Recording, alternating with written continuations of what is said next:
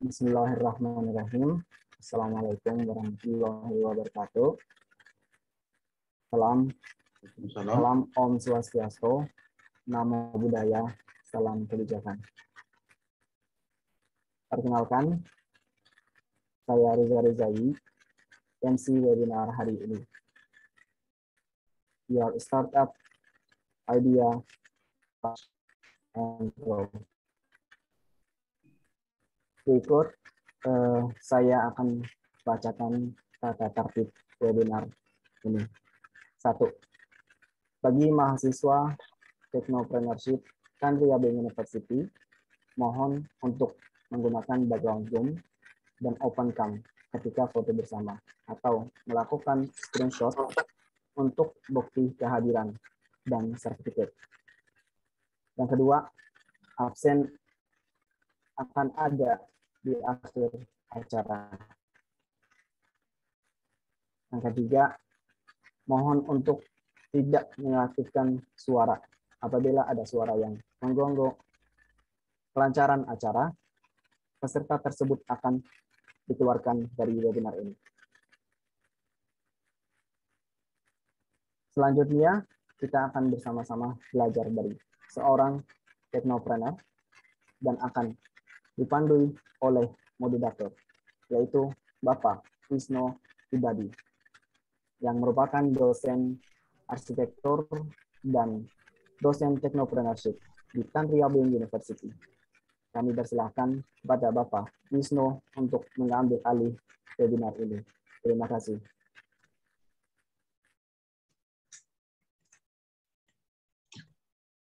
Ya, Assalamualaikum warahmatullahi wabarakatuh.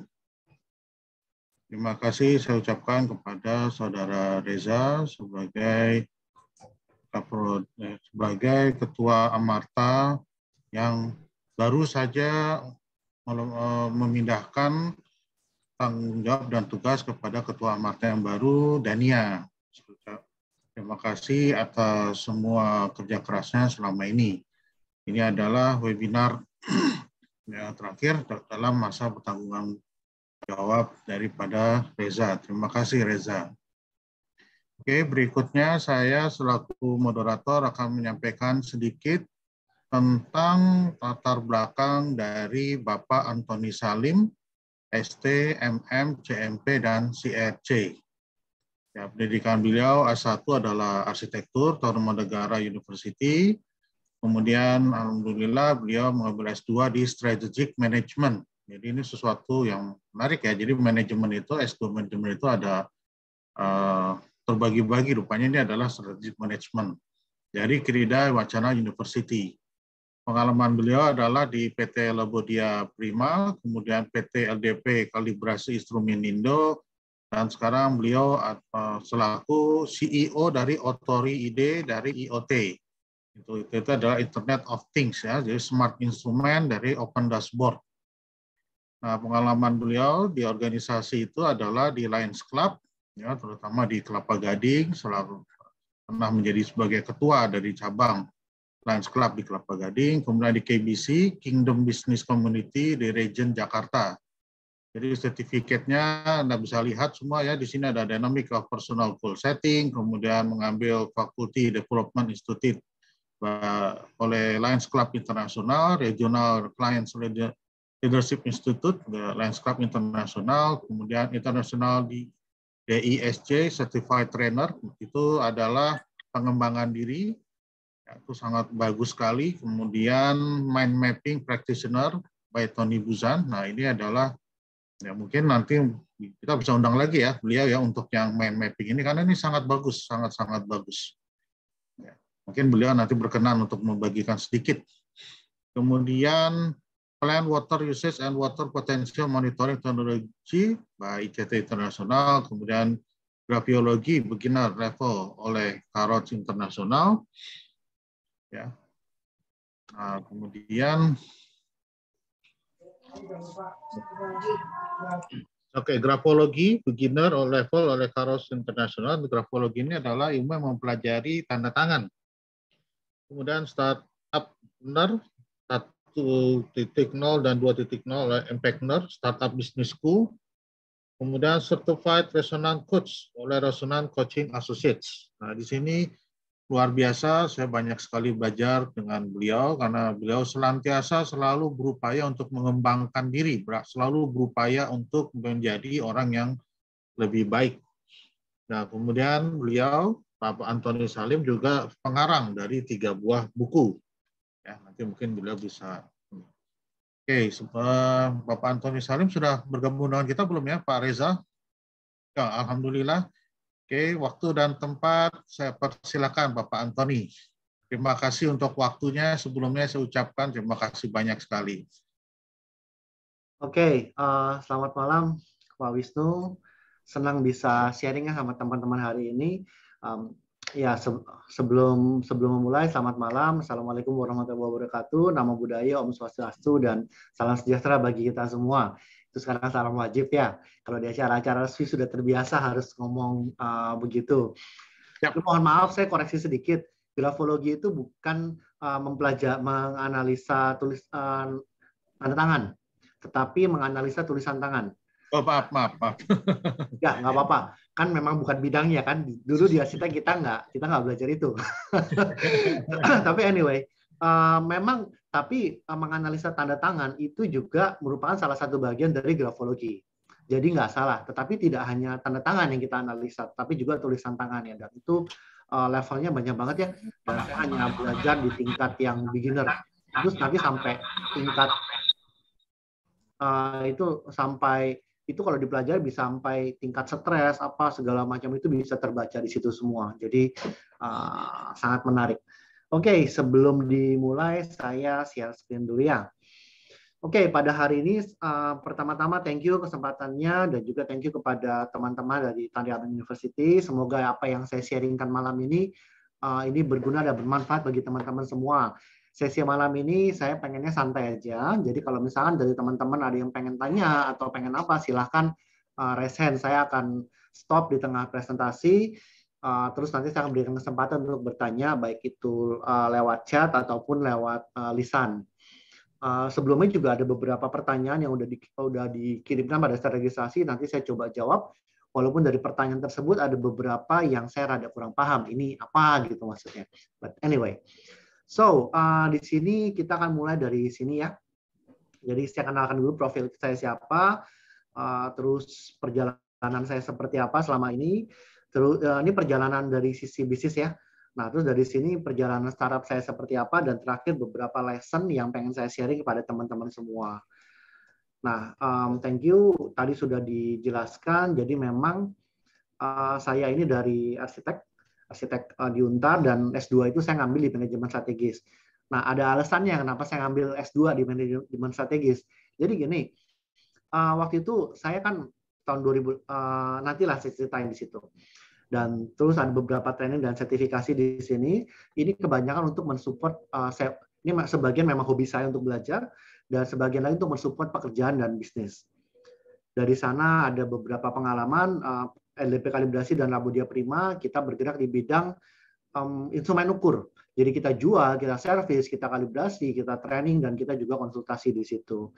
Dan per tahun 2018 kemarin kita membuat satu startup Authority.id, yaitu adalah Open IoT Dashboard Startup.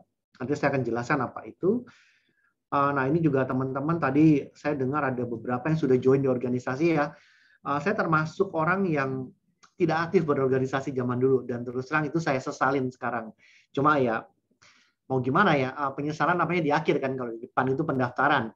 So anyway, betul. Jadi dari sana setelah sekarang ini saya aktif join organisasi, dan ternyata organisasi ini sangat membantu untuk memperluas network kita, memperluas bagaimana kita bekerja sama dengan orang lain, terus mengenali yang paling penting itu apa? Mengenali sikap dan perilaku, sifat dan perilaku orang itu seperti apa. Ya, ada yang kelihatannya manis-manis di depan, tapi di belakangnya itu kayak gimana. Ada yang di depannya itu pahit, tapi jutek banget, julid banget, tapi di belakangnya ternyata orangnya baik. Nah, hal-hal ini yang perlu kita kenalin. Sebab kenapa ini yang nanti salah satu kunci kesuksesan adalah kita bisa bekerja sama dengan orang-orang yang memang itu sejalan dan searah dengan kita. Salah memilih orang itu bisa berakibat fatal. So saya juga dari sana saya aktif di banyak komunitas, termasuk yang terakhir adalah iCommunity. Saya ada membuat beberapa buku, yaitu Rajutan Omaira, ini tentang satu komunitas ya, kita bantu seseorang yang namanya adalah Omaira. Terus saya juga join menulis dengan 38 inspirator Bernas dan juga dari Bunda Tersayang. Di sana ada profil LinkedIn saya, silahkan di-add, dan ada blogspot saya suka menulis, jadi silahkan dipelajarin di sana. Oke, kita masuk ke ini ya, masuk ke perjalanan saya. Jadi ini nggak perlu share screen. Oke, anyway. Nah, mungkin saya perlu jelaskan dulu di depan bahwa saya dan Pak Wisnu ini adalah teman pada saat kita kuliah dulu. Nah, jadi bagi teman-teman yang hadir pada saat ini, teman kuliah itu merupakan salah satu network dan merupakan salah satu harta yang kita perlu jaga baik-baik. Jadi pada saat kalian di kuliah, tolong baik-baik sama teman. Jangan ngejulitin teman, jangan nikam teman dari belakang.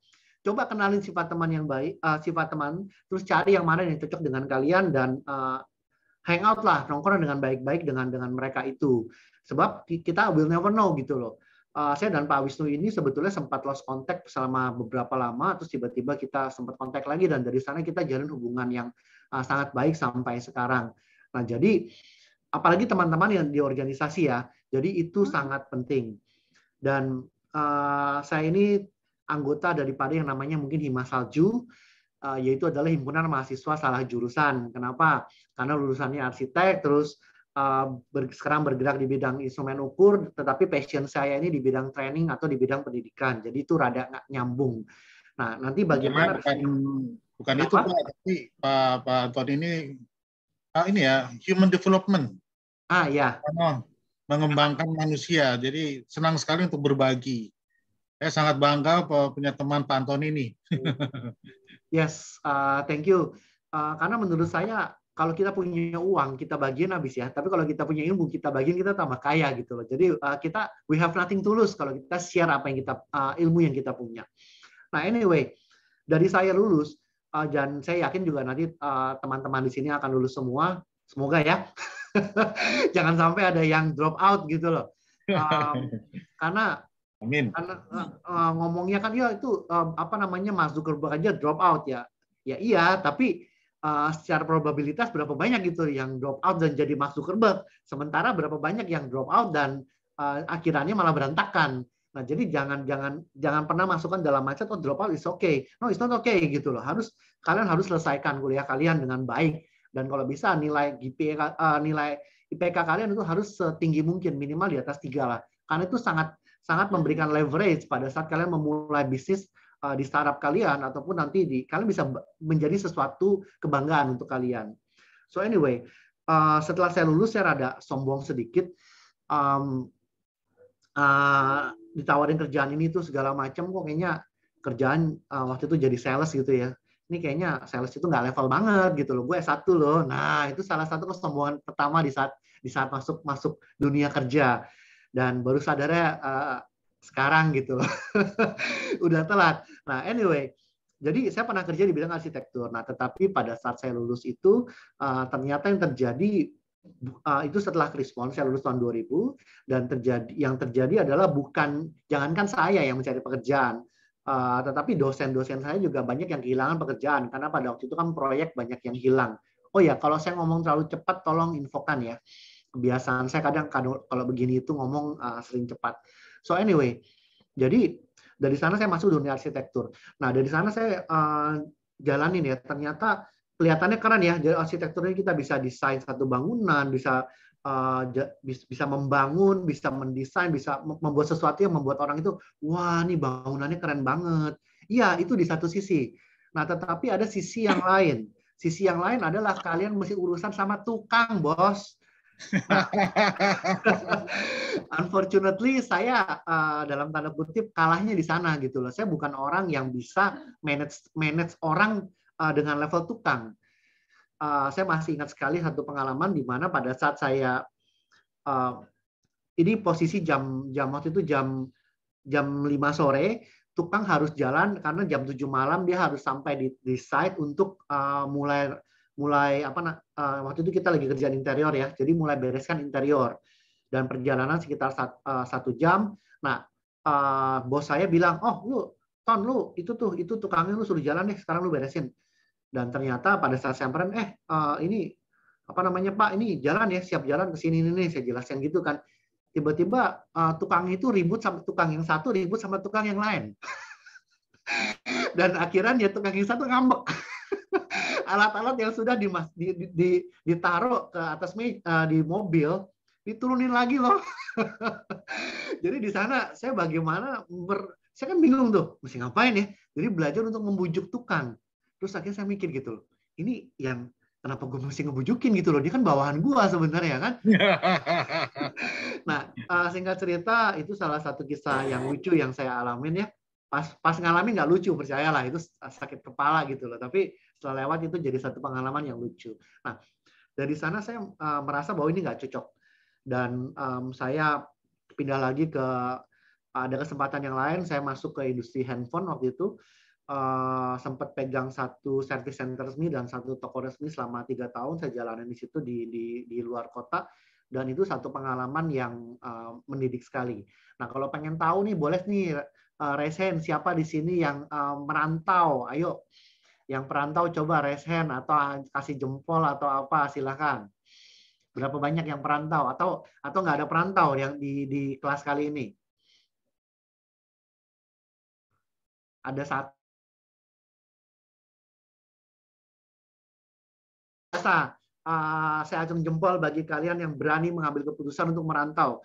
Karena pada saat kalian merantau ini jadi satu pengalaman yang luar biasa. Seperti saya kerja di luar kota, ini jadi satu pengalaman yang mendidik saya untuk menjadi mandiri.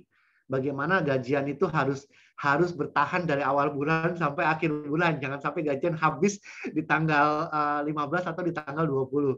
Nah, jadi bagi kalian yang saat ini merantau, banyak tantangan ya, saya yakin itu karena saya juga alamin itu, tetapi pengalaman ini nanti akan mendewasakan kalian. So anyway, setelah dari sana saya masuk ke dunia banking. Dunia banking saya jalanin dan saya cuma bertahan 3 bulannya di salah satu bank nasional yang sangat besar, yang kalau saya sebut namanya itu saya juga yakin teman-teman pasti kenal semua. Tetapi kembali di sini atasan itu ternyata nggak cocok sama saya. Dan setelah saya resign, setahun atau 2 tahun kemudian saya baru dikabarin, baru ketemu sama teman yang lain, terus teman baru ngomong, lu kenapa resign waktu itu? Oh iya gimana, gue nggak ngerti banking, gue mesti presentasi KPR sama seseorang, waktu itu seorang rektor, saya mesti presentasi ke seorang rektor, dia mau ambil KPR, tapi saya nggak ngerti apa-apa, saya minta atasan saya, dia nggak mau support, jadi akhirnya saya putus asa di situ. Nah, teman saya bilang, lu jangan resign harusnya, karena sebenarnya jenjang karir buat lu itu udah disiapin begini, dan lu sebetulnya salah satu yang di awal itu cukup diandalkan. Oh alah, ya tapi gimana? Udah itu kan, udah resign duluan kan, ya sudah gitu loh. Dari sana saya belajar untuk oke, jangan cepat untuk nyerah ya. Jadi kita mesti fight on. Nah dari sana saya masuk ke ditawarkan di dunia laboratorium, dan singkat cerita di industri itu saya tahun 2006 saya masuk ke laboratorium, dan yang menarik adalah tahun 2008 itu saya baru belajar kan, nggak ngerti apa-apalah laboratorium ini, alat laboratorium itu kalau misalnya kalian tahu apa yang ada dalam benak kalian itu ada di dalam benak saya gitu loh, sama pada saat saya masuk. Nah singkat cerita saya belajar, nah ternyata dalam waktu 2 tahun terus atasan saya itu dipecat gitu loh karena ada permasalahan. Jadi atasan saya dipecat, saya dipaksa dikarbit untuk menggantikan posisi dia. Dan singkat cerita, ngerti nggak? Ya enggak gitu loh. Tapi kan the show must go on. Jadi kan company harus jalan kan. Nah ini yang kadang tuh kita nggak planning dalam hidup. Dan dari sana ya saya bersyukurlah Tuhan kasih saya kesempatan belajar. Dalam waktu 3 tahun itu omset perusahaan kita itu meningkat sebanyak 100%. Jadi pertumbuhan perusahaan kita itu setiap tahun itu sekitar 35% pada waktu itu. Keren kan? Bayangkan misalkan omset 100 juta itu dalam 3 tahun bisa menjadi 300 juta. Nah, tetapi permasalahannya adalah seperti ini. at the end of the month kita nggak punya gaji untuk gajian, nggak punya uang untuk gajian.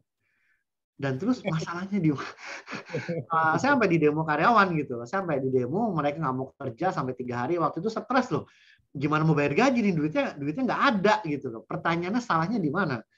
Dan nah di sini pentingnya punya teman. Saya punya satu teman baik waktu itu yang dia ini manage satu perusahaan yang cukup, waktu itu omsetnya sudah cukup besar juga. Nah, omsetnya sudah miliaran per bulan. Saya mampir ke tempat dia, ngobrol-ngobrol kan. Terus dia ngomong, bantu gue dong bro, ini perusahaan gue begini-gini, salah gue di mana ya? Dan dia cuma ngomong, laporan keuangan lu mana? Coba sini gue bantu deh. Mohon maaf ya, sebagai anak teknis tuh pride-nya itu tinggi ya. Jadi dengan laporan keuangan itu badan otomatis gatal-gatal tuh. Apa itu laporan keuangan? Ini makhluk apa lagi? Nah dari sana, tapi teman saya bilang, ya lu masih pelajarin ini, kalau nggak ada ini gue nggak bisa bantu lu. Ya sudah, saya cari informasi tentang laporan keuangan, dan singkat cerita akhirnya itulah yang membuat saya memutuskan mengambil S2 untuk manajemen strategis. Karena saya belajar dari beberapa teman, tapi cara ngajar mereka dan cara belajar saya ini nggak matching. Dan singkat cerita saya ngambil itu, dan ya bersyukurlah. Itu juga jadi satu kesempatan untuk saya memperbaiki IPK ya. Jadi, nah ini bagi teman-teman di sini, ini juga kenapa kalau bisa tuh IPK-nya kalian belajar serajin mungkin, sebaik mungkin supaya IPK kalian tinggi. Karena saya yakin orang tua kalian itu bekerja dengan sangat keras untuk bisa memasukkan kalian ke dalam kampus dan universitas ini.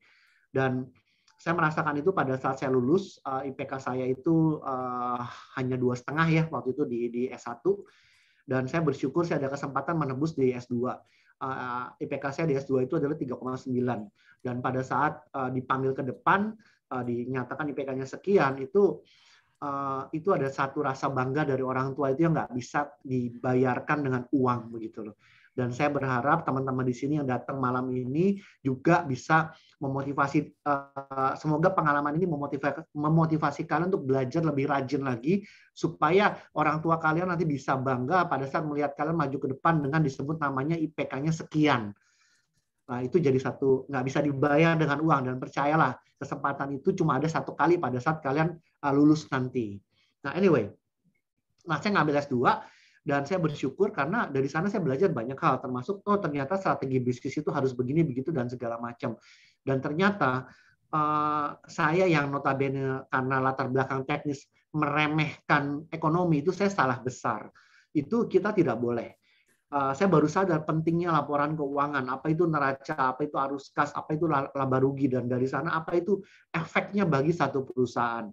Ibarat kasarnya, sederhananya seperti ini.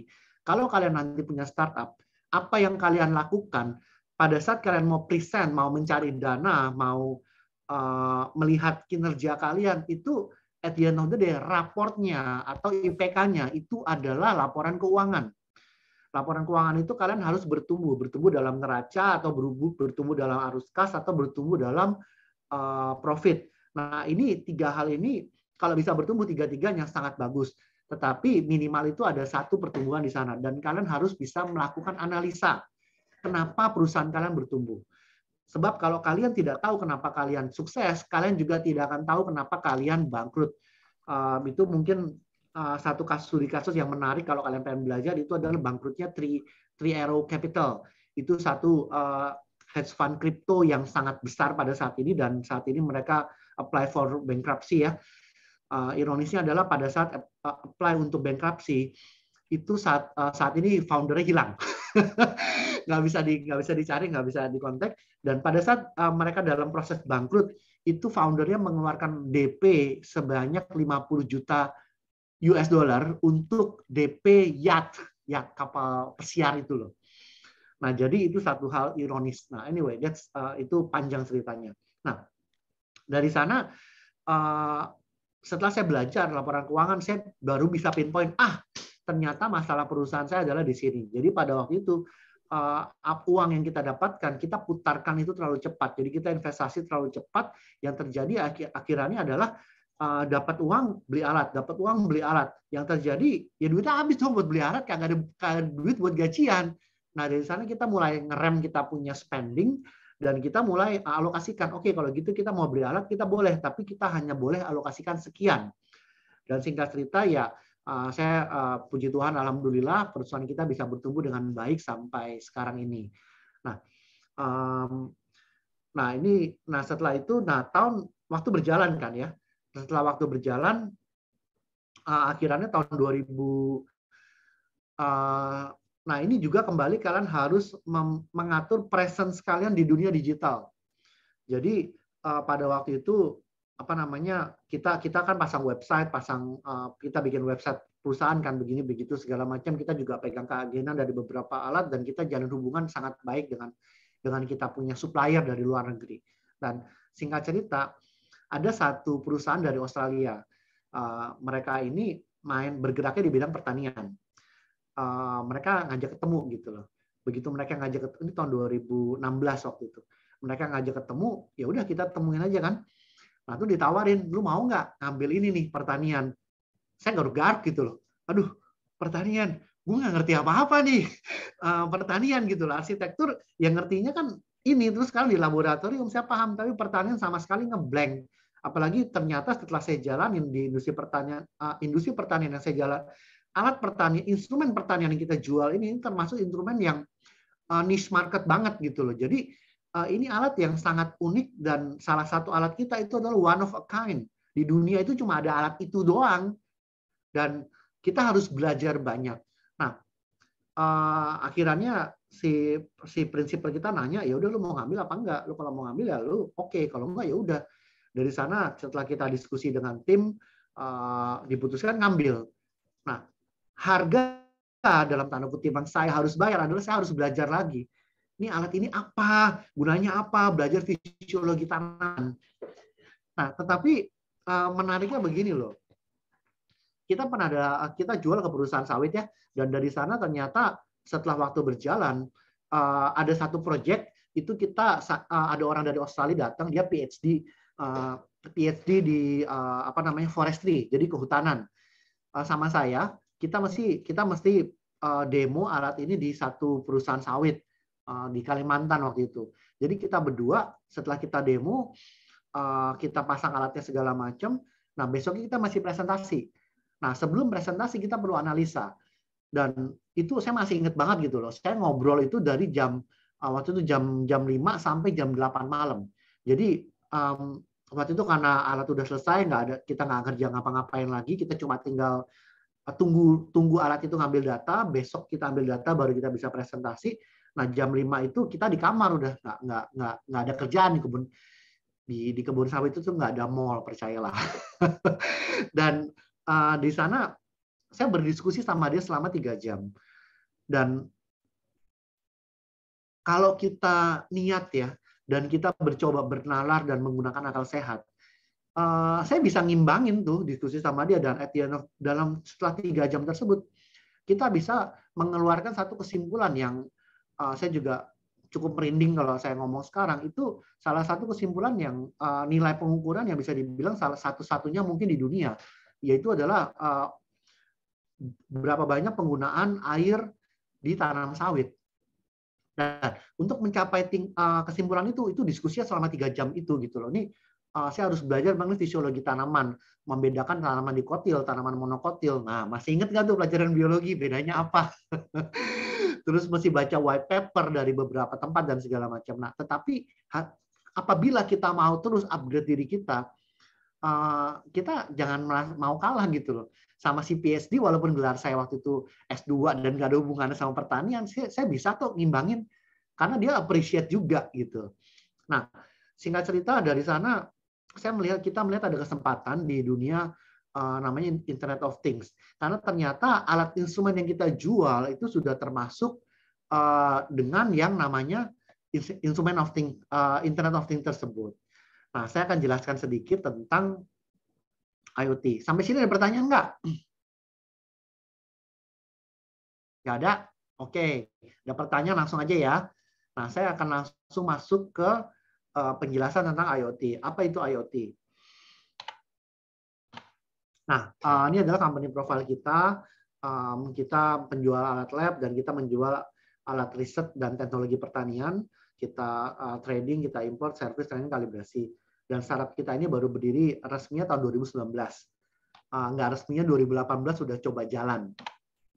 Apa itu IoT? IoT adalah machines interconnectivity. Jadi ini saya pakai smartwatch ya, smartband ini. Nah, ini termasuk adalah IoT. Nah, pada saat ini kalian ini join Zoom ini dengan PC, dengan laptop atau dengan handphone itu juga merupakan things. Dan kita terkoneksi dalam satu sistem. Dan itulah dimaksudkan dengan machines interconnectivity. Jadi semuanya terhubung dengan internet. Nah, konsep IoT itu banyak banget. Nah, konsep IoT yang kita usung itu adalah ada things, ada connectivity, ada data, dan ada insight. Contoh insight itu maksudnya begini. Oh, ini suhunya terlalu tinggi. Oke, kita mesti turunkan. Oh, ini suhunya terlalu rendah. Kita perlu naikkan. Itu adalah satu insight. Jadi dari data tersebut kita bisa melakukan sesuatu. Nah, pasar IoT itu adalah seperti ini. Kita bisa melihat ini data per 2021 kemarin ya. Di sini kita melihat pertumbuhannya itu sangat cepat sekali. Karena pada saat ini di Indonesia aja itu lebih banyak handphone daripada jumlah manusianya.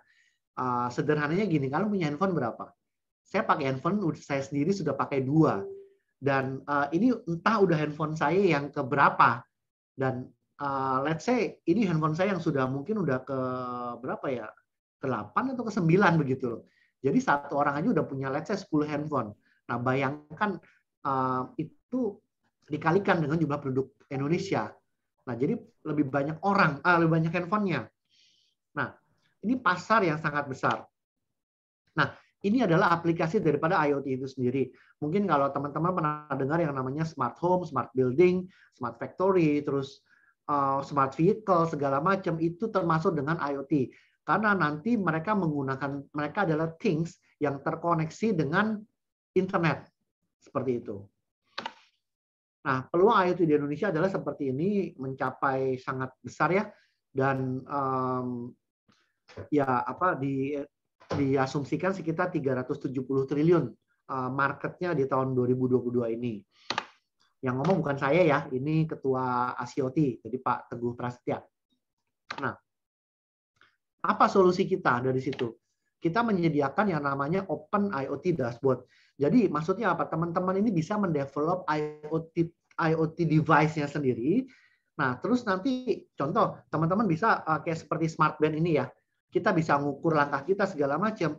Nah, tapi saya bagaimana melihat ini di website atau lewat aplikasi, lewat handphone seperti ini. Nah, itu dengan cara harus ada dashboard-nya kan. Itulah yang kita sediakan saat ini. Jadi teman-teman, saya mau membuat alat pengukuran misalkan udara gitu ya. Jadi seberapa sih pencemaran udara saat ini di dekat rumah saya? Nah, itu nanti teman-teman perlu mengirimkan datanya ke cloud. Dan di cloud itu kan nanti harus diolah, harus ditampilkan. Nah, itulah yang kita sediakan.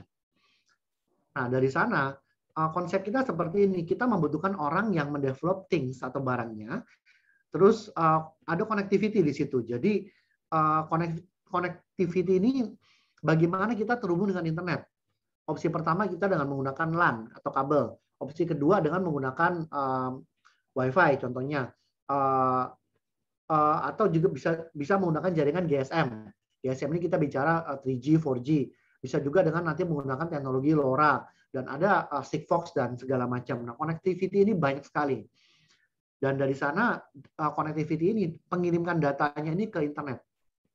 Nah, inilah yang kita sediakan. Dan setelah internet nanti kita bicara next step-nya adalah masuk ke machine learning, artificial intelligence. Kita masih jauh dari situ. Tetapi dari sana didapatkan insight, dapatkan wawasan. Saya perlu ngapain dengan data ini? Ini adalah konsep kita. Jadi ada sensor di sini, sensor koneksi dengan satu device. Terus dikirimkan ke gateway, terus dikirimkan dengan menggunakan LoRa ke cloud. Dari sana bisa diakses lewat handphone, lewat aplikasi, atau diakses lewat website. Ini konsep kita seperti ini. Dan kita mencari orang untuk mendevelop things atau barangnya, dan connectivity. Kalau dashboard-nya kan nggak perlu, karena kita sediakan itu. Nah, goal kita adalah kita bisa mengkoneksikan 1 juta device di kita punya platform, dan kita bisa membantu membangun 1000 startup yang berhubungan dengan IoT. Nah, yang kita lakukan adalah kita membantu orang membuat device. Kamu mau buat mengukur apa? Oh, di rumah saya mau bikin sistem smart home. Oke, kita bantu kamu kasih trainingnya supaya kamu bisa membuat satu sistem smart home sendiri. Dan dari sana, oke, saya udah bisa bikin nih. Saya mau bikin startup. Gimana ya caranya? Oke, kita juga bantu kalian untuk membuat trainingnya. Bagaimana membuat satu startup. Dan saat ini kita open for collaboration. Dan saat ini kita berkolaborasi dengan banyak orang. Kita nggak, sekarang ini zamannya kolaborasi. Nggak ada skill yang kita bisa lakukan sendiri. Di sini untuk pembuatan device-nya, saya berkolaborasi dengan Asus. Dan untuk penyedia jaringannya, kita kolaborasi dengan WSP. Mereka adalah LoRaWAN provider. Terus untuk komunitasnya, orang-orangnya, saya bekerja sama dengan iCommunity. Dan untuk membangun startup, mendidik startup, saya berkolaborasi dengan Impactor Startup Business School. Dan untuk memastikan alatnya ini terukur dengan baik, memberikan pengukuran itu akurat dan tidak melenceng, kita kolaborasi dengan lab kalibrasi, dan kita juga kolaborasi dengan di level pemangku kebijakan, kita kolaborasi dengan Masyarakat Robotika Indonesia. Jadi ini adalah partner-partner kita yang kita gandeng. Dan kembali, kok saya bisa kolaborasi dengan mereka? Karena banyak dari mereka ini adalah teman-teman saya juga gitu loh. Nah, jadi oh ternyata kamu di sini, oh kita collab yuk, oh kamu, dan atau teman kita itu punya teman lagi yang lain. Dia kenalin kita. Kalau hubungannya baik, kita akan dapat network, dan dari sana kita bisa kolaborasi sama dia, dan we never know, dari sana ya udah berkembang aja, mengalir aja nantinya. Nah, itu adalah sedikit tentang Otori. Jadi seperti itu. Dan saat ini kita sudah dashboard kita sudah jadi, dan kita sudah menjual beberapa device ke beberapa customer. Ada satu customer kita itu adalah perusahaan distribusi distribusi industri farmasi. Juga ada ada beberapa pabrik farmasi dan beberapa pabrik makanan dan minuman yang sudah menjadi customer kita. Doakan, ini kita lagi negosiasi dengan satu rumah sakit. Apabila kita deal dengan mereka, maka ini mereka akan dipakai dalam cabang-cabang mereka di seluruh Indonesia. Dan kembali itu karena network yang kita bangun, dan juga karena customer kita percaya dengan apa yang kita lakukan. Salah satunya adalah ini adalah device yang kita jual ke customer adalah device yang 2.0, kita bisa bilang begitu. Nah, tapi ada customer awal itu yang mempunyai device 1.0 kan. Nah, begitu kita upgrade ke device yang 2.0, device yang 1.0 ini kita nggak dashboard, kita harus ganti. Nah, tetapi kan customer nggak mau beli. Apa yang kita lakukan? Ya udah kita bilang, Pak, ini kita minta izin ya, kita ganti device Bapak yang lama menjadi yang baru. Oh, ada biaya? Enggak ada biaya, Pak. Itu tanggung jawab kita. Dan karena Bapak sudah percaya kita, maka biayanya kita gratiskan. Dan kita ganti gitu loh. Dari sana customer merasa happy kan, karena mereka diperhatikan. Dan ini salah satu poin penting pada saat kalian membangun satu startup. Pastikan customer-nya ini merasa diperhatikan, dan nanti customer itu kan getok tular, dia akan ngomong ke yang lain, dan dari sana kalau mereka happy, udah gitu loh. Kalian nggak usah melakukan promosi, customer lah nanti akan mempromosikan barang kalian. Oke. Terus ini lesson yang terakhir sebelum saya selesai, dan saya akan masuk ke sesi tanya jawab, masuk ke pertanyaannya. Jadi yang pertama adalah fokus. Saya ini termasuk orang yang gampang gatel ya. Jadi ini pengen ini, pengen itu. Kalau pernah nonton lagu itu, aku ingin begini, aku ingin begitu. Nah, itulah gitu loh. Nah, ini kalian harus belajar untuk fokus. Sebab nanti pada saat kalian masuk ke dunia bisnis atau kalian bangun startup, peluang itu banyak banget. Nah, tetapi kalian harus putuskan. Kalian harus putuskan yang mana kalian mau tekuni. Karena kalian nggak akan bisa sukses apabila tahun ini di bidang ini, besok di bidang yang lain, terus tahun depan di bidang yang lain lagi. Itu kalian di awal-awal that's fine, tetapi satu titik kalian harus putuskan, saya mau di bidang ini. Nah, ini yang dimasukkan dengan fokus. Terus kedua, jangan pernah berhenti belajar. Steve Jobs pernah bilang kan, stay hungry, stay foolish kan. Maksudnya apa? Saat ini, terutama di dunia startup atau di dunia teknologi, pergerakan itu sangat pesat sekali, sangat cepat sekali. Dan kalau kalian tidak upgrade ilmu kalian, kalian akan ketinggalan. Dan kalau ketinggalan ya, kalian kehilangan istilahnya adalah competitive advantage kalian. Dan pada saat itu kalian bisa kolaps. Saat ini tuh sudah ada pergeseran. Yang dulu itu di dunia bisnis yang besar memakan bisnis yang kecil. Nah, saat ini bisnis yang cepat memakan bisnis yang lambat. Kita belajar dari kasusnya itu yang Gojek, Grab. Nah, itu kan mereka memakan pasarnya taksi kan. Nah, karena kenapa? Karena si Gojek ini dengan cepat mereka bisa bergerak. Nah, sedangkan si perusahaan taksi yang sudah besar kan mereka membutuhkan birokrasi. Kalian kalau mau belajar bisa pelajarin juga kasusnya GE, itu sangat menarik bagaimana mereka memotong jalur jalur birokrasi itu mereka potong, jadi hierarki yang tadinya panjang itu jadi pendek banget. Dan itu juga nanti sebetulnya bisa diaplikasikan dalam startup. Nah, terus ini yang nggak kalah penting adalah bangun network dari sekarang. Cari teman, cari pengalaman kerja, cari orang, cari mentor yang mau membantu kalian. Entah di mana, cari komunitas, cari orang-orang yang punya satu hobi dengan kalian. Dan yang terakhir adalah know yourself and know others. Maksudnya apa? Kenali diri kalian, apa kelebihan kalian. Salah satu apa kelebihan kalian, apa kekurangan kalian. Contoh, ada orang ini yang suka tampil di depan, presentasi ngomong itu jago banget. Nah, tetapi dia begitu planning ini akan bubar gitu loh, karena orangnya bukan tipe planner, nggak teliti orangnya. Nah, apabila demikian ada juga. Nah, apabila kalian orang yang ramai, yang jago promosi tapi nggak detail, kalian harus bekerja sama dengan mencari orang yang detail untuk menutupi kekurangan kalian. Nggak ada orang yang bisa menguasai semua. Kita harus kolaborasi. Dan kembali, kalian harus mencari orang itu yang memang kalian bisa percaya. Ibarat kasar itu kalian bisa taruh nyawa kalian tuh sama dia. Oke, dari saya paling sekian. Ini saya kembalikan ke Pak Wisnu. Ini mau masuk ke pertanyaan yang di ini atau gimana nih? Oke. Terima kasih sekali Pak Antoni, luar biasa. Mungkin ada mungkin bisa dibagi sedikit Pak slide-nya Pak Antoni buat ngasih lihat mind mapping itu seperti apa. Kelihatannya tuh slide-nya itu bentuknya mind mapping. Ya, jadi ini sesuatu yang sangat menarik karena beda ya dengan yang mungkin mahasiswa selama ini lihat bahwa yang namanya slide itu harus berbentuk slide itu berlembar-lembar. Nah, yang dilakukan oleh Pak Antoni ini namanya mind mapping. Jadi di satu lembar kertas beliau taruh semua itu. Nah, tapi itu semua berbentuk peta. Jadi di satu titik itu menjawab apa, satu titik menjawab apa. Oke, sebelumnya terima kasih. Nah, sekarang kita mulai masuk kepada tanya jawab. Oke, mungkin kalau ada yang mau bertanya secara langsung mungkin bisa angkat tangan, tapi kalau enggak mungkin saya bisa lihat dari mungkin dari chat registrasi nih, mungkin Pak Antoni ya. Mungkin Pak Antoni bisa pilih beberapa yang mungkin Pak Antoni mau jawab. Ini mah jawab semua. Anyway, sebentar ya. Saya udah bikin kebetan.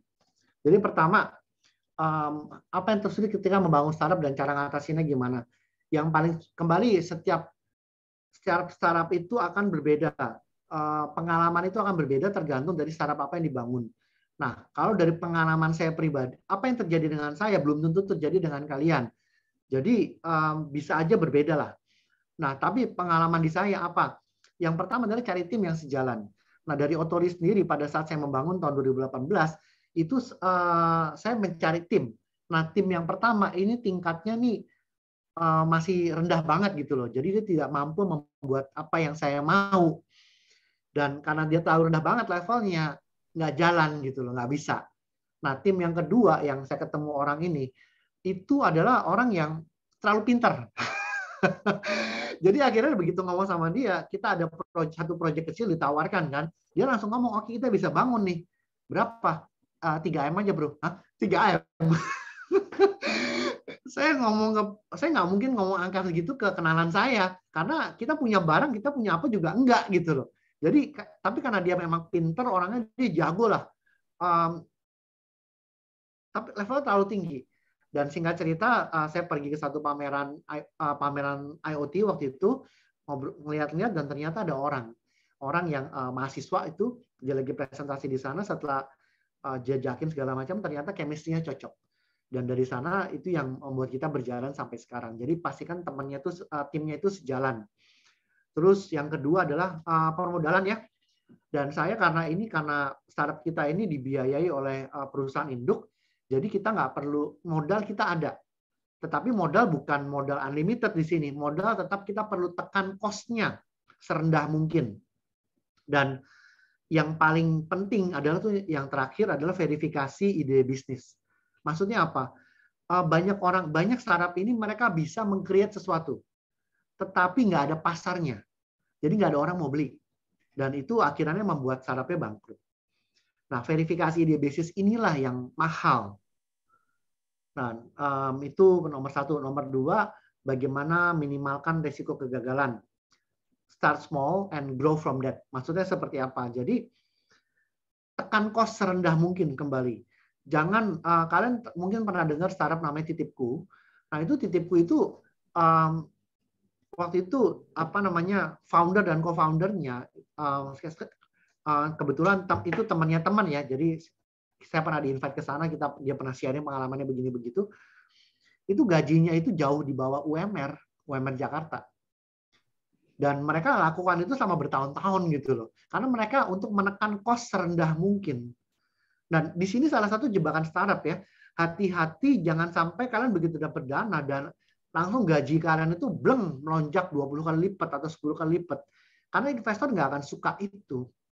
Jadi naikkan gaji boleh nggak? Ya boleh lah. Misalkan gaji kalian misalkan waktu itu gajinya dia ngambil misalkan 3 juta satu bulan. Nah ya udah naikin gaji, ya udah ambillah misalkan di angka 5 atau 7 juta atau maksimal di angka 10 juta. Dan itu mungkin masih lebih make sense. Karena ada startup itu yang memang dibangun tujuan untuk ngabisin uang investor. Unfortunately it happens. Jadi itu jadi mindset kalian. Tolong seperti itu. Nah, kayak seperti Otori, kita tim juga pertama cuma 1 orang. Dia juga, kita juga bayar, dan dia pun masih kerja di tempat yang lain. Jadi dia kerja di tempat yang lain, dia ada waktu luang, dia kerjakan proyek kita. Jadi setelah udah mulai solid, udah mulai ada penjualan, barulah dia resign dari pekerjaannya. Itu pun gaji pun masih sangat rendah dibandingkan orang-orang lain di luar gitu loh. Saya pribadi saya nggak ambil gaji sama sekali di startup ini. Kenapa? Untuk menekan cost, karena saya itu ngambil keuntungan nanti di akhir. Setelah scaling up, setelah apa, nanti di sana saya ada benefit buat saya. Terus nomor 3, kemana cari investor pertama? Yang pertama, nomor 3 yang mana? Mengulik ide dan peluang. Trial and error. Nggak ada jalan lain, bos. Jadi kalau punya ide, verifikasi dulu. Benar nggak orang-orang ini berasumsi seperti itu? Contoh, ini ada market, misalnya ada market untuk makanan sehat. Benar nggak sih orang-orang mau makanan sehat? Jangan-jangan orang-orang nggak suka gitu loh makanan sehat. Sukanya makanan yang tidak sehat. Nah, jadi verifikasi ide dulu. Start small. Terus buat plan. Terus jalanin. Setelah jalanin, kalian evaluasi. Dan jangan takut untuk pivot. Oh, ternyata nggak ada nih market seperti ini. Oh, kita perlu pindah ke market yang seperti ini. Yang susah itu adalah cari tahu kapan mesti stop, kapan mesti tetap maju terus. Dan itu nggak ada yang benar, nggak ada yang salah. Only time will tell. Keputusan kalian itu benar atau tidak pada waktu itu. Tetapi yang saya percaya adalah apabila kalian pun salah pengambilan keputusan, ya sometimes we win, sometimes we learn. Kesempatan selalu datang. Kesempatan yang sama mungkin tidak datang 2 kali, tetapi kesempatan akan selalu ada. Itu prinsip saya. Nomor 4, bagaimana cari modal. Investor pertama adalah 3F. Family, friends, and fools. Maksudnya apa? Keluarga, teman-teman, sama orang-orang yang fools lah. Jadi mereka yang berani banget gitu loh. Lu gila ya, lu berani invest sama orang-orang kayak gini. Nah, itulah kita masih cari mereka di mana? Cari mereka ya di network yang tadi saya cerita gitu loh. Nah, terus sama friends. Kalau kalian jalin hubungan baik sama teman, otomatis friends akan dengan senang hati, oh ini orang-orangnya bisa dipercaya loh. Dan ya udah kalau invest sama dia pasti tanggung jawab. Itu loh salah satu kepercayaan. Dan kalian kalau misalkan mau tahu, itu belajar dari kasusnya kebangkrutan Theranos. Itu sangat menarik sekali. Itu salah satu apa ya? Itu startup yang nilai valuasinya sudah berapa miliar US dollar dan itu kolaps begitu aja. Valuasinya 0 sekarang. Dan bagaimana si Elizabeth Holmes itu melakukan manipulasi apa segala, itu pinter banget lah. Nah, itu belajarin bukan untuk ditiru ya, tapi untuk jangan ditiru. Terus nomor 5, ini saya kurang paham pertanyaan nomor 5, tapi saya asumsikan bertahan panjang. Yang pertama adalah mindset-nya harus benar dulu nih. Kalian pada saat bangun startup, mindset-nya harus ini pasti jalan gitu loh. Jadi jangan dulu ini dari pertanyaan ini yang saya tangkap adalah ya yang penting tahan panjang, yang penting bisa bertahan lama, nggak bangkrut. Nggak bisa, startup ini harus ada risiko di situ. Dan risiko ya kita harus ambil. Bangkrut ya udah bangkrut. Saya pribadi ada beberapa usaha itu yang memang akhirnya saya bangkrut gitu loh. Ya mau apa? That's life. Nah, yang penting evaluasi. Kenapa kamu gagal?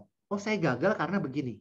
Karena kembali rumusnya adalah kalau kamu nggak tahu kenapa kamu gagal, sukses, kamu nggak akan tahu kenapa kamu gagal. Itu saya pernah ada pengalaman, dia punya satu usaha yang tiba-tiba melejit luar biasa, bisa beli mobil, bisa beli aset, bisa beli apa, tapi tiba-tiba usahanya bleng, hilang begitu aja. Karena dia tidak tahu kenapa dia sukses, ditanya, kenapa kamu bisa berhasil? Nggak ngerti, tiba-tiba jualan gue sukses aja. Dan dalam waktu yang nggak berapa lama juga usahanya akhirnya hilang gitu loh. Sedemikian. Nah, terus yang nomor 6, bagaimana tanpa modal, tanpa relasi? Nggak bisa, bos. Lu harus punya. Modal itu modal finansial, modal network, kenalan, modal skill, modal tenaga, modal waktu. Kalau nggak punya salah satu daripada ini, udahlah. Nggak usah berpikir menjadi founder startup. Nah, tetapi kalau misalkan modal nggak punya modal finansial, nggak punya modal network, modal skill punya dong, modal tenaga punya dong, modal waktu punya dong. Nah, itu yang kalian harus manfaatkan. Cari network. Jadi itu semua cari network, dari kalian dapat network, nanti kalian dapat permodalan. Itu seperti itu. Mungkin saya tambah kali Pak Antoni ya, dalam artian di sini ya relasi itu harus. Yes, setuju. Itu harus. Satu hal yang saya pelajarin dulu ketika saya juga kerja adalah it's not the matter of what we know, but who we know. Jadi yang penting itu bukan apa yang kita tahu. Mau jadi sepintar apapun itu apalah gitu ya. BS lah. Yang penting itu adalah siapa yang kita tahu. Nah, cari tahulah sebanyak-banyaknya. Terutama misalnya di sini ya mumpung Anda mungkin masih mahasiswa, Anda ketika Anda magang. Nah, di situ cari kenalan, cari network itu bisa dari supplier, bisa dari klien, bisa dari temannya klien, bisa dari temannya bos. Pokoknya cari sebanyak-banyaknya, kenal dengan sebanyak-banyaknya, dan jalin hubungan sebaik-baiknya. Itu yang paling penting. Jadi dari situ baru, kan ada peribahasa ya, betul Pak Antoni ya, tak kenal maka tak sayang. Yes. Gimana mau investor mau setor modal kalau dia tidak kenal. Betul. Nggak mungkin di tepi jalan tiba-tiba Pak Antoni ditepuk. Pak Tony, saya mau setor modal nih, kan nggak mungkin. Ya, di sini yang luar biasa dari Pak Antoni itu adalah networknya. Tadi kalau Anda lihat ya, di situ Lions International Club. Bahkan Pak Antoni itu pernah ke Las Vegas kalau saya tidak salah ya Pak Antoni. Chicago waktu itu. Las Vegas belum Chicago. Ya, Chicago. Ya. Nah, ke Chicago, di situ menghadiri acara Lions International. Jadi luar biasa, jaringannya bahkan sampai internasional. Makanya nggak heran beliau kenal dengan tadi orang Australia, Pak Antoni ya. Ya.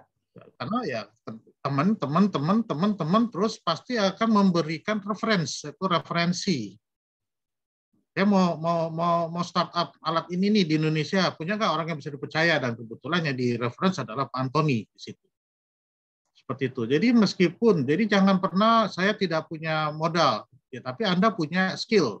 Nah, dengan punya skill, kerja dulu, cari pengalaman sebanyak-banyaknya, dan di tempat kerja itu cari kenalan sebanyak-banyaknya.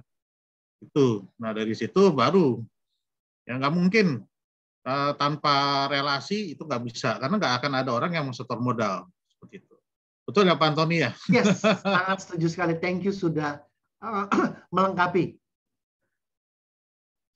Oke, nah terus saya lanjut lagi. Nomor 7 adalah implementasi dan apa faktor penyebab kegagalan. Yang pertama itu kembali seperti di atas, nggak ada, kita bikin produk nggak ada yang mau beli. Kedua adalah kehabisan modal. Itu kenapa cut cost serendah mungkin. Terus yang ketiga adalah pisah di tengah jalan sama co-founder. Jadi kembali skill kita itu kita nggak mungkin punya semua skill, dan kita harus kerja sama orang. Bayangkan kalau kamu saya punya pengalaman tuh gini loh. Ada roti waktu itu di Pasar Baru dijual dengan harga 2.000. Enak nggak? Enggak. Tapi laku loh. Saya bisa bikin waktu itu saya bikin roti juga harganya 5.000, lebih mahal tapi lebih enak. Tapi saya nggak bisa jualan. Nah, si roti itu berjaya, kita udah bangkrut. Nah, jadi setelah bikin produk juga harus ada orang yang bisa jualan. Nah, ini kalian harus mencari skill kalian, kelebihannya di mana, kekurangannya di mana, mencari orang lah yang bisa nutupin kalian, dan chemistry-nya cocok. Ini yang perlu waktu dan kembali perlu network itu. Dan terakhir, ini merancang penggunaan biaya. Kembali buat dulu loh. Pertama kenalin laporan keuangan itu apa. Nah, itu dari sana buat proyeksi keuangan. Proyeksi keuangan ini berarti di dalam proyeksi keuangan itu ini udah satu mata kuliah lagi nih. Nah, tapi singkat cerita harus ada proyeksi penjualan. Jadi proyeksi pendapatan dan proyeksi cost. Nah, pastikan pendapatan kita itu lebih tinggi daripada cost kita. Sederhananya begitu. Nah, cost-nya berapa rendah? Nah, tetapi sekarang ada perkembangan baru, yaitu bisa jadi kita nggak jualan, tetapi memang kita bakar duit lah istilahnya untuk kita mendapatkan data. Nah, itu satu bisnis model yang berbeda lagi.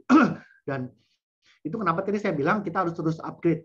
Karena dengan laporan keuangan dan analisa keuangan daripada startup ini sedikit berbeda. Mungkin kalian pernah dengar Gojek, Tokopedia itu masih rugi. Itu betul.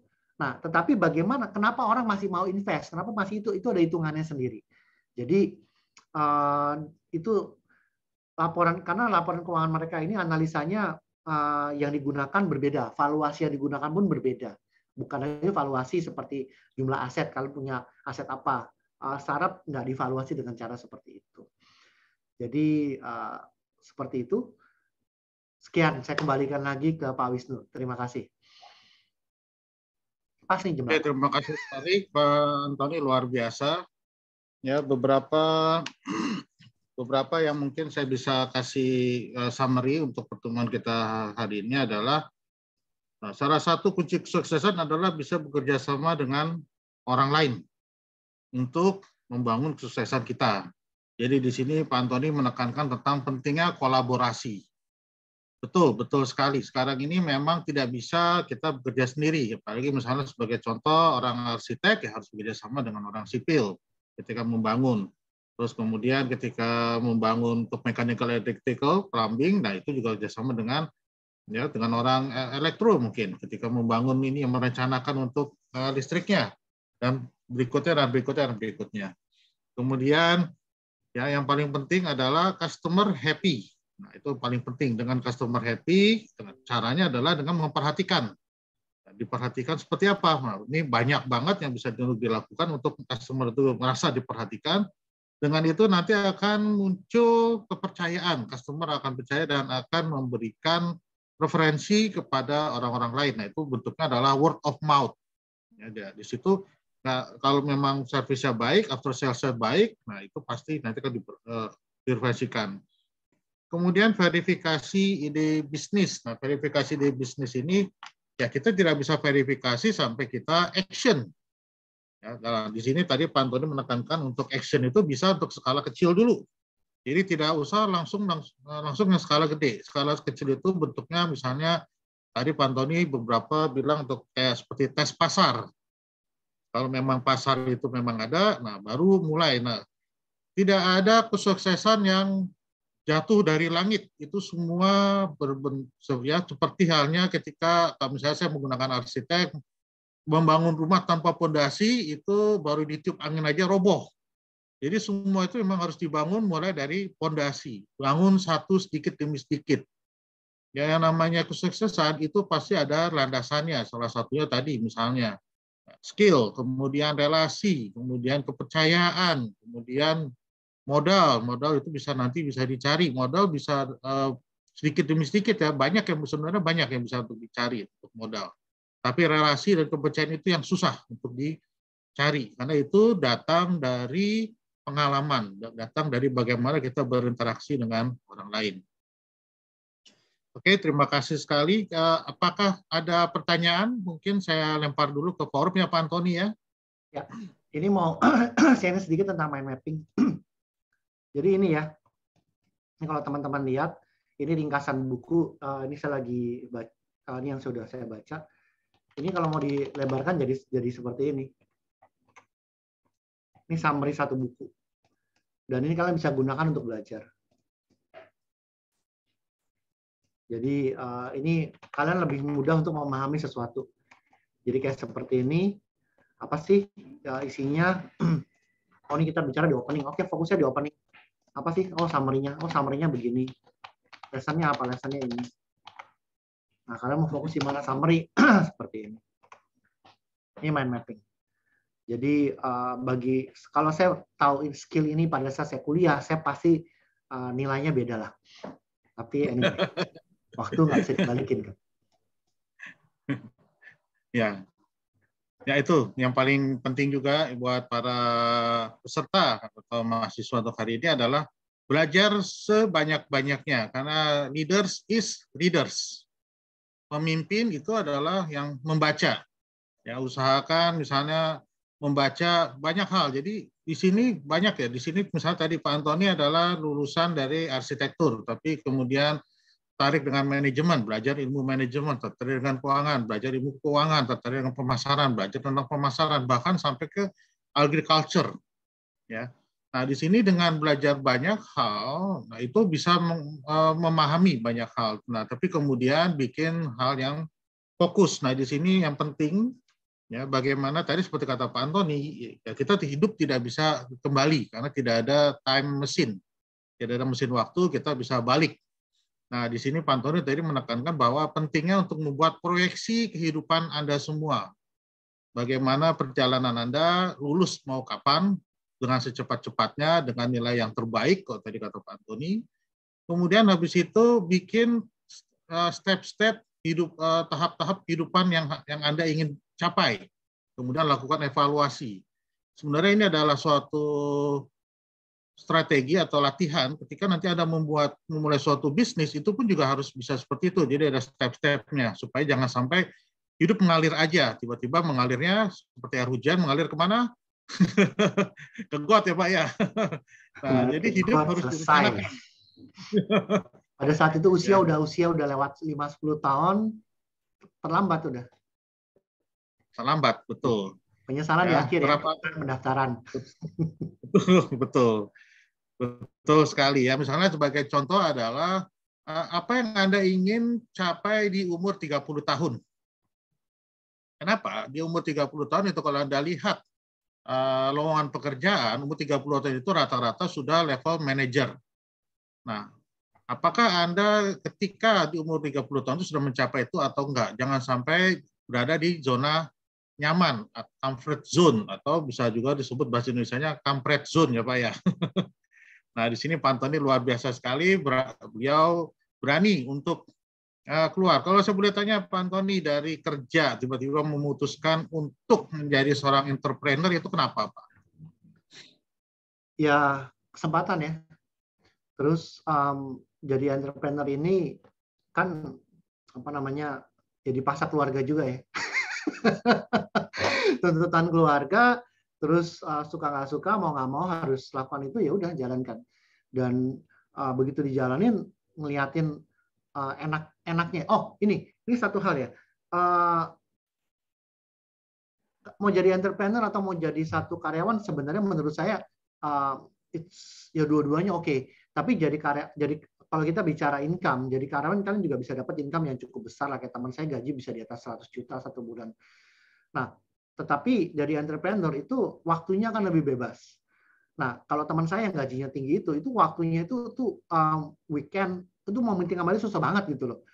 Weekend aja tuh kadang-kadang dia masih meeting, masih ditelepon lagi kita lagi nongkrong tuh tiba-tiba dia bisa ditelepon bosnya.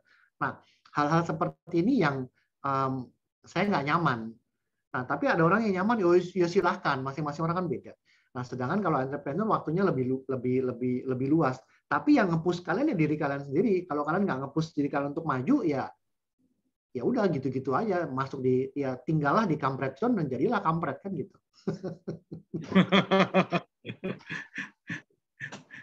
Oke, terima kasih banyak. Mungkin karena waktu sudah jam 8, Pak Antoni, saya waktu. Oh ya, jawab pertanyaan dan 2 pemenang beruntung mendapatkan saldo GoPay sebesar 2 ya, untuk 2 orang ya, 50.000. Oke, Pak Antoni, dari tadi berapa pertanyaan itu, kira-kira nih mana yang menang nih Pak Antoni nih? Coba tolong admin, kita ambil dari yang itu aja, dari yang 7 orang yang memberikan pertanyaan tadi. Ini ada yang tanya nih. Nomor berapa aja? Nomor berapa nih Pak Antoni ini yang pemenang dari Lucky Draw? Oke.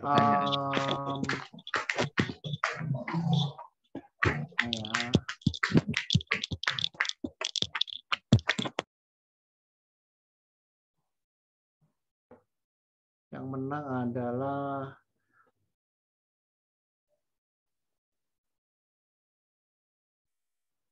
dari 8 pertanyaan ini, Pak. Saya mau kasih kepada Reza nih, Rezai, karena dia udah tahu gitu loh, ini ada ide bisnis dan udah pitch deck, terus udah mulai mikir mulai modal nih. Nah, itu menurut saya itu udah satu nilai tambah. Terus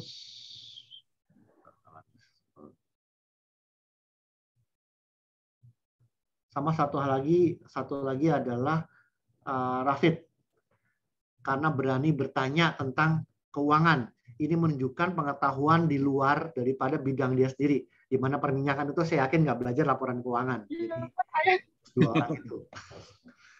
Iya, Pak. Nah, terus selamat kepada Rafid dan selamat kepada Reza Rezai. Oke, terima kasih Pak Antoni. Terima kasih, Pak. Saya kembalikan kepada kepada MC. Silakan MC.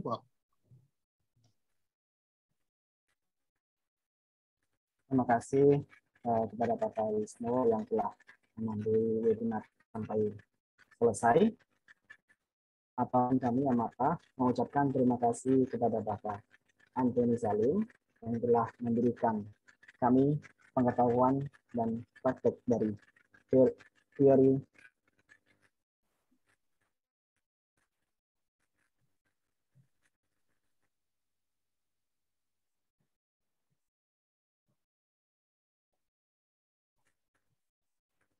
semoga kami semua mendapatkan manfaat dari webinar ini. Ini ada sertifikat dari Amata. Setelah nanti kita akan kirim ke kasih Bapak. Nanti saya akan minta. Telah sampailah kita di akhir acara. Link absensi akan diletakkan di chat box. Silakan isi dan mari kita foto bersama.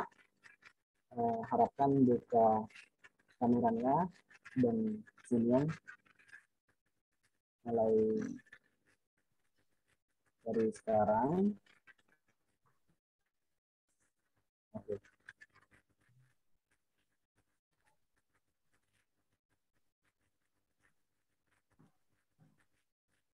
Oke, dari saya nanti hitung 1, 2, 3. Oke. 1, 2, 3. Di sini ada 3 slide ya. Slide pertama, 1, 2, 3. Slide kedua. 1, 2, 3. Dan slide terakhir. 1, 2, 3. Oke.